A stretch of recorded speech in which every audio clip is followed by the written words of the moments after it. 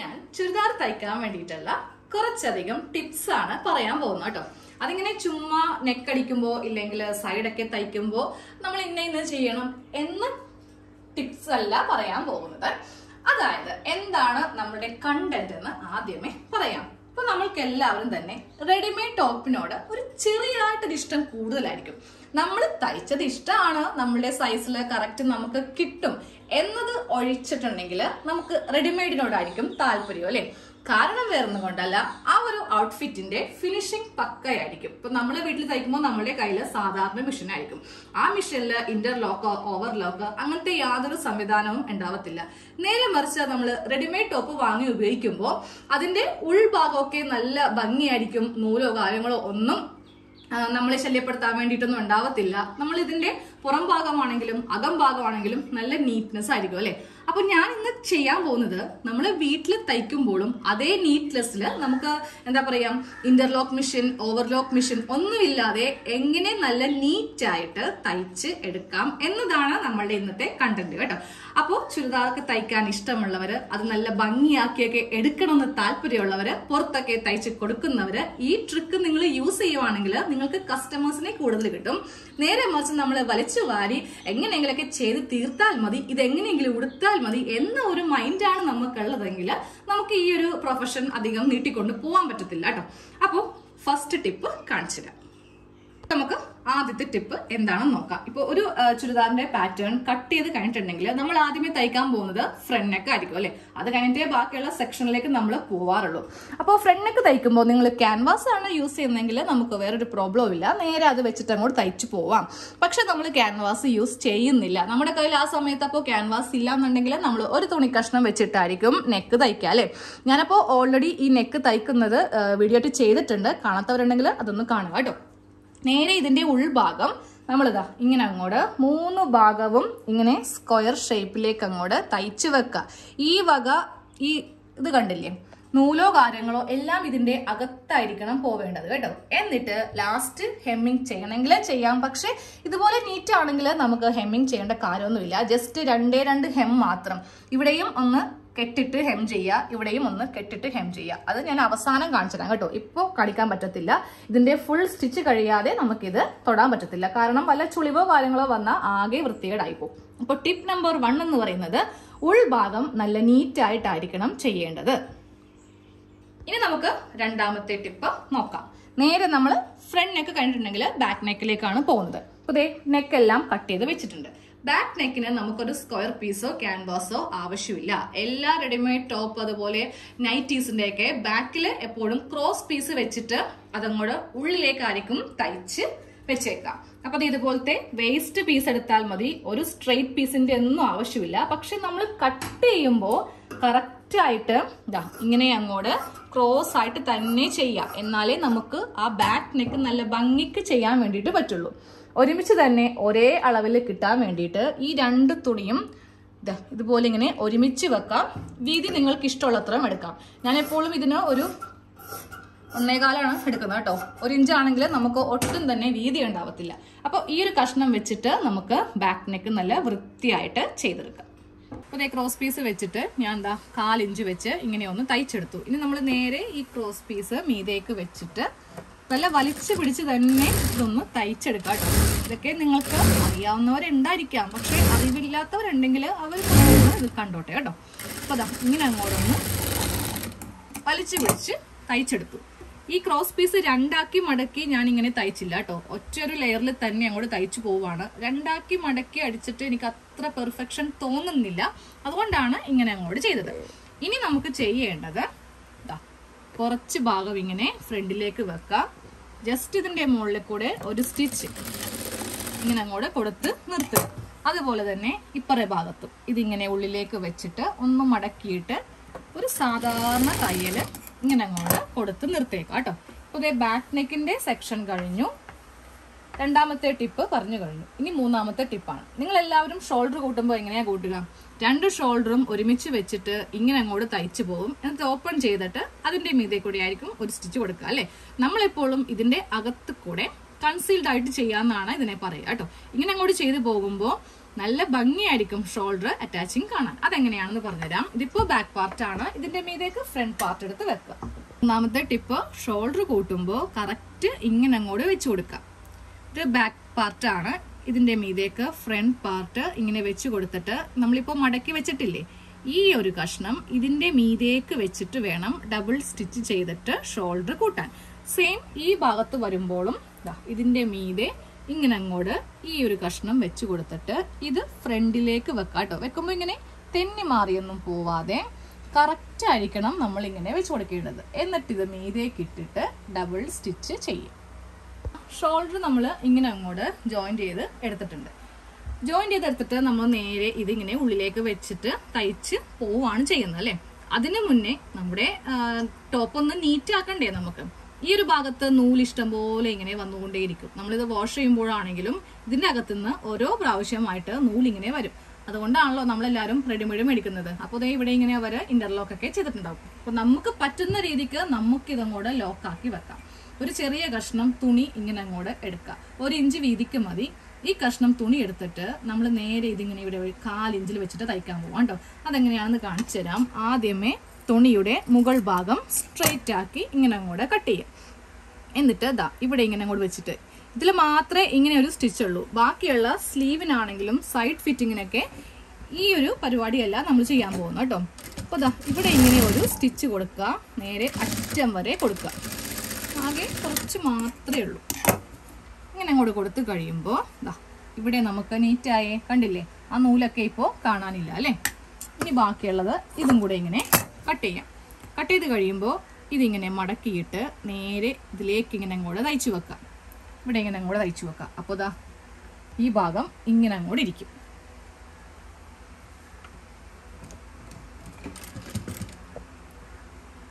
ഇപ്പോൾ ആ ഒരു കഷ്ണം തുണി വെച്ചിട്ട് നേരെ ഒരു 1/4 ഇഞ്ച് വെച്ചിട്ട് ഇതിന്റെ മീതേക്ക് പുതിയൊരു സ്റ്റിച്ച് ഇങ്ങനെ അങ്ങോട്ട് കൊടുത്തു.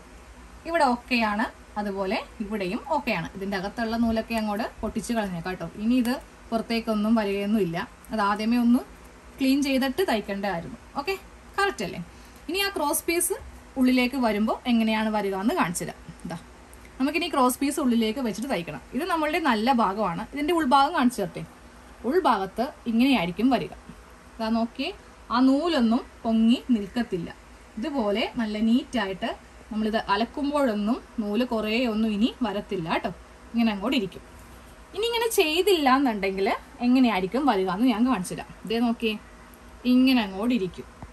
എത്ര നൂലിങ്ങനെ കളഞ്ഞാലും നമുക്കിതിങ്ങനെ വന്നുകൊണ്ടേയിരിക്കും. അതുമല്ല കാണാനായിട്ട് ഒരു ഭംഗി ഉണ്ടാവത്തുമില്ല.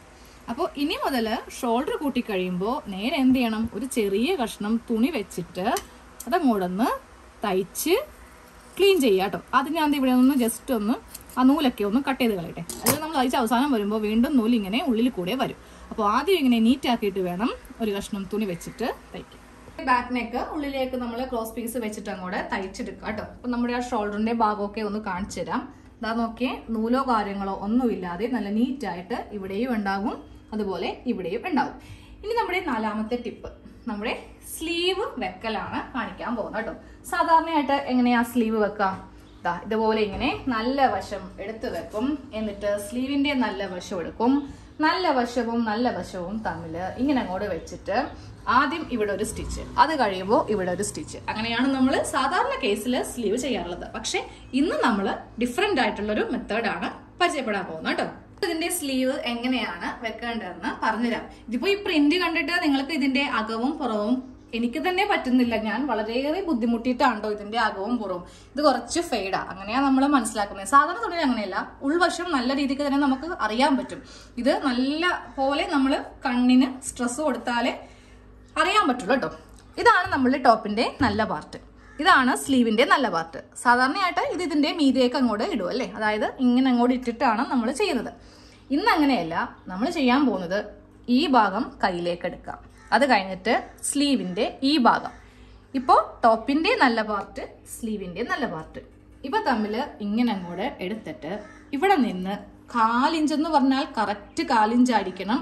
അധികം തയ്യൽ തുമ്പൊന്നും കൊടുക്കരുത്.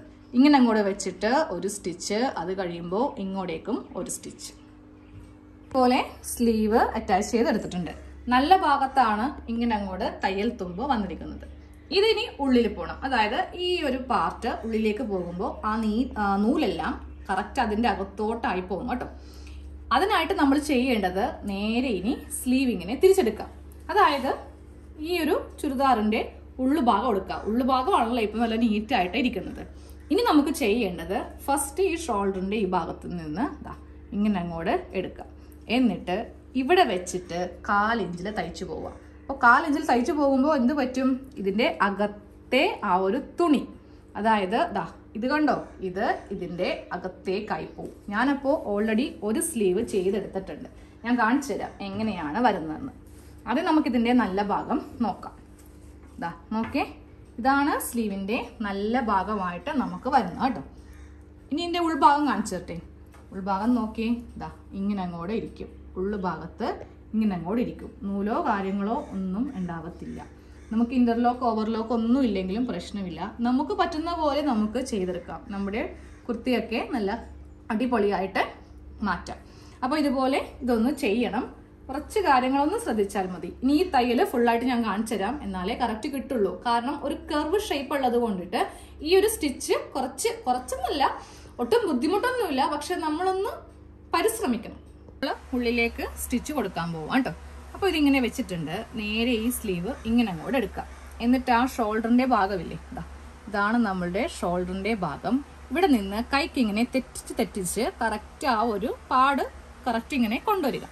എന്നിട്ട് നേരെ ഈ ഭാഗം വേണം ഇങ്ങനെ അങ്ങോട്ട് വെക്കാൻ. അതായത് സെന്റർ ഭാഗം. ഒരിക്കലും ഈ ഭാഗത്ത് നിന്ന് സ്റ്റാർട്ട് ചെയ്ത് എൻഡിലേക്ക് കൊണ്ടുവരാൻ നോക്കരുത്. വളവുണ്ട്, ആം ഹോൾ ആകുമ്പോൾ കർവ് ഷേപ്പ് ഉണ്ട്. അത് കറക്റ്റ് കിട്ടണമെങ്കിൽ നമുക്ക് ഇവിടെ നിന്ന് തന്നെ സ്റ്റാർട്ട് ചെയ്യണം കേട്ടോ. ഒന്ന് കെട്ടിട്ട് സ്റ്റാർട്ട് ചെയ്ത് കൊടുക്കാം. അത് കഴിയുമ്പോൾ ഞാൻ ചെയ്യുന്ന കണ്ടോ, കുറച്ച് ഭാഗം ഇങ്ങനെ എടുക്കുക. എന്നിട്ട് ഇങ്ങനെ കൈക്ക് ഇങ്ങനെ ഒന്ന് അങ്ങോട്ടേക്കും ഇങ്ങോട്ടേക്കും ആക്കുക. എന്നാൽ മാത്രമേ കറക്റ്റ് ആ കർവ് ഷേപ്പ് നമുക്ക് കിട്ടുള്ളൂ. കുറച്ച് തയ്ച്ച് കഴിയുമ്പോൾ വീണ്ടും അടുത്ത കുറച്ചുകൂടി എടുക്കാം. അത് കഴിയുമ്പോൾ അതും ഇങ്ങനെ കൈക്ക് തെറ്റിച്ചെടുക്കുക. ഈ ഒരു ഭാഗം ഫുള്ള് നിങ്ങൾ കണ്ടേ പറ്റൂ കേട്ടോ. ഇതൊക്കെ കാണാതെ സ്വയം ചെയ്യാൻ നോക്കിയിട്ടുണ്ടെങ്കിൽ കറക്റ്റ് കിട്ടില്ല. നമുക്കെന്ത് പറ്റും? വളവ്, ചുളിവ്, ഈ വക കാര്യങ്ങൾ ഉണ്ടാവും. അപ്പോൾ ഇതുപോലെ ഇങ്ങനെ ഇവിടെ നിന്ന് ചെയ്ത് എടുത്തിട്ടുണ്ട്. ഇതാ നോക്കിയേ, നമ്മുടെ ആ ഒരു ആം ഹോളാണ് ഈ കാണുന്നത് കേട്ടോ. ഇതുപോലെ നല്ല നീറ്റായിട്ട് ഇങ്ങനെ അങ്ങോട്ട് ചെയ്തെടുക്കാം. ഇനി അത് കഴിഞ്ഞിട്ട് നേരെ ഇപ്പുറം ഭാഗം ഇങ്ങനെ കൊണ്ടുവരിക. നമ്മൾ സാധാരണ സ്ലീവ് ചെയ്യുന്ന പോലെ തന്നെ എല്ലാ സ്ലീവും നമ്മൾ സെന്ററിൽ നിന്നാണ് തുടങ്ങുന്നത് അല്ലേ. വീണ്ടും ഇങ്ങനെ അങ്ങോട്ട് വെച്ചിട്ട് കൈക്കൊക്കെ ആ ഒരു കുറച്ച് ഭാഗം എടുക്കുക. എന്നിട്ട് ഇങ്ങനെ അങ്ങോട്ട് ഒന്ന് അപ്പുറത്തേക്ക് ഇപ്പുറത്തേക്ക് ഒന്നിങ്ങനെ ആക്കി കൊടുക്കാം. എന്നാലേ കറക്റ്റ് ആ ഭാഗത്തുനിന്ന് ഇങ്ങനെ തയ്ക്കാൻ വേണ്ടിയിട്ട് പറ്റുള്ളൂ. അപ്പോൾ ഇതുപോലെ നമ്മൾ സ്ലീവിൻ്റെ ഉൾഭാഗം ഇങ്ങനെ അങ്ങോട്ടൊന്ന് ഫിനിഷ് ചെയ്ത് കൊടുത്തിട്ടുണ്ട്. ഒരു സ്റ്റിച്ച് കൊടുക്കുമ്പോൾ നമുക്ക് ഇവിടെ നിന്ന് തന്നെ സ്റ്റാർട്ട് ചെയ്യാം കേട്ടോ. അതിന് സെൻറ്ററിൽ നിന്ന് വേണ്ട, ഇവിടെ നിന്ന് തന്നെ ഇങ്ങനെ സ്റ്റാർട്ട് ചെയ്തിട്ട് തയ്ക്കാം. അപ്പോൾ സ്ലീവിൻ്റെ പണി കഴിഞ്ഞിട്ടുണ്ട്. ഉള്ളൊക്കെ നമ്മൾ ഇങ്ങനെ അങ്ങോട്ട് നീറ്റാക്കിയിട്ടുണ്ട്. ഇനി അടുത്തത് സൈഡ് ഫിറ്റിംഗ് ആണ് കേട്ടോ.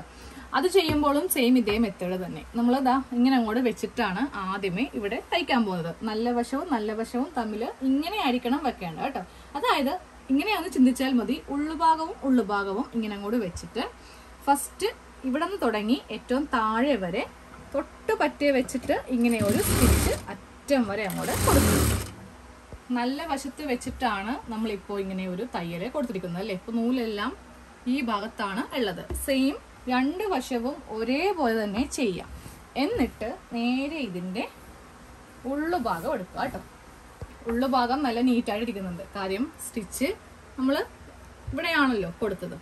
ഇനി ചെയ്യേണ്ടത് നമ്മുടെ ഷേപ്പ് അനുസരിച്ചിട്ട് അങ്ങോട്ട് തയ്ച്ച് പോവുക.